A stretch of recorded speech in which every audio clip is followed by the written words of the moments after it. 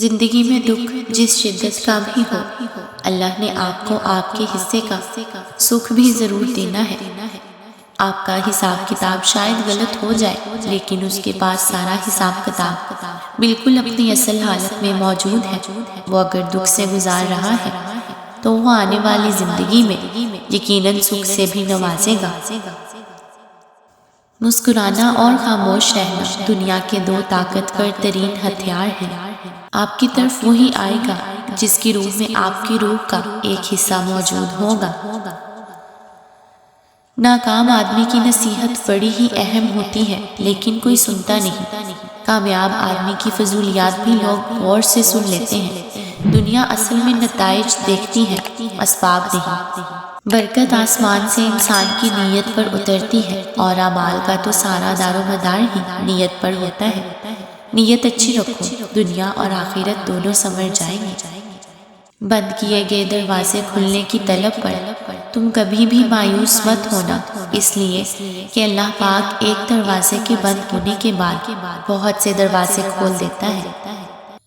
میں نے حقیقی محبت بھری نگاہیں قبرگاہوں اور ہسپتالوں کی دہلیز پر دیکھی ہیں۔ ہم ایسے لوگ ہیں کہ اپنے پیاروں کو آخری وقت میں سمجھتے اور یاد کرتے ہیں۔ کچھ چیزیں مقدر اور حقیقت دونوں میں نہیں ہوتی، لیکن اللہ پر یقین اور توکل رکھنے سے سب کچھ ہو جاتا ہے، جس کا گمان بھی نہیں کیا ہوتا۔ اللہ پاک فرماتا ہے کہ تم صبر کی انتہا کر دو، میں معجزوں کی انتہا کر دوں گا۔ جب انسان اپنی وقت کھو دے تو اس کے لیے بہترین پناہ خاموشی ہے۔ وضاحت کبھی بھی سچا ثابت نہیں کر سکتی، ندامت کبھی نام بدل نہیں ہو سکتی، الفاظ کبھی بھی انسان کو اس کا کھویا ہوا مقام واپس نہیں دلا سکتے۔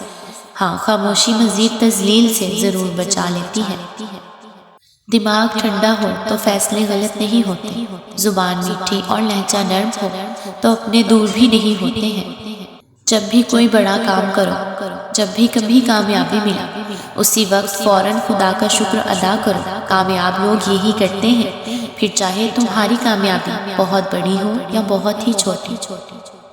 یہ صرف خوابوں اور خیالوں کی دنیا میں ہوتا ہے کہ لوگ شرمندہ ہوتے ہیں، انہیں اپنی غلطیوں کا احساس ہو جاتا ہے اور وہ معافی مانگتے ہیں اور توبہ کرتے ہیں، اور ہمیشہ کے لیے لکیر کی طرح سیدھے ہو جاتے ہیں۔ اصل زندگی میں نہ تو کسی کو پچھتاوا ہوتا ہے، نہ ہی کوئی معافی مانگنا پسند کرتا ہے، بلکہ ایک سانپ سے بڑے درجے کا اژدہا بن کر رہ جاتا ہے۔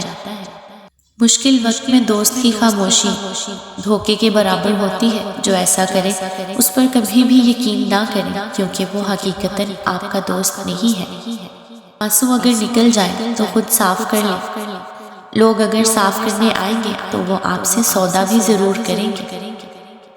لوگ نفسیاتی نہیں ہوتے، انہیں توڑا ہی اتنا جاتا ہے کہ وہ جذبات کھو دیتے ہیں۔ وہ مان نہیں رکھتے، منہ پھیر لیتے ہیں، پھر وہ کسی بھی چیز میں یا کسی بھی شخص میں دلچسپی نہیں لیتے ہیں۔ ممکن ہے کہ اچھی صورت دیکھ کر ہوس پیدا ہو جائے، مگر اچھی سیرت دیکھ کر ہمیشہ محبت ہی جنم لیتی ہے۔ ہارتا وہ ہے جو لڑنا چھوڑ دیتا ہے، جو لڑتا رہتا ہے اس کی ہار نہیں ہوتی۔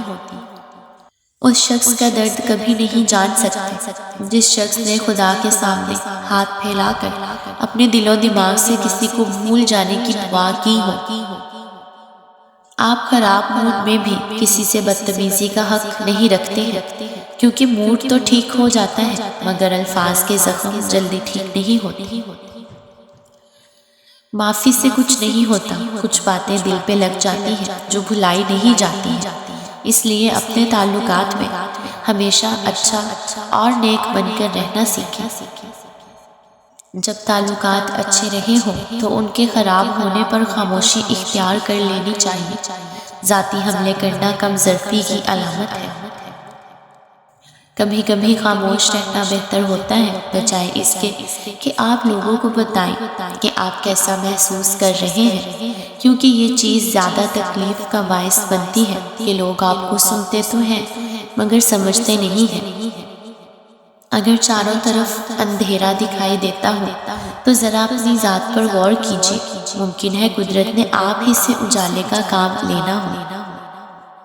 جب آپ کسی ایسے انسان سے ملیں جو لوگوں سے ملی مایوسی بیان کر رہا ہو تو وہ آپ کو ایک پیغام دینے کی کوشش کر رہا ہوتا ہے کہ آپ بھی ان جیسے نہ نکلیں۔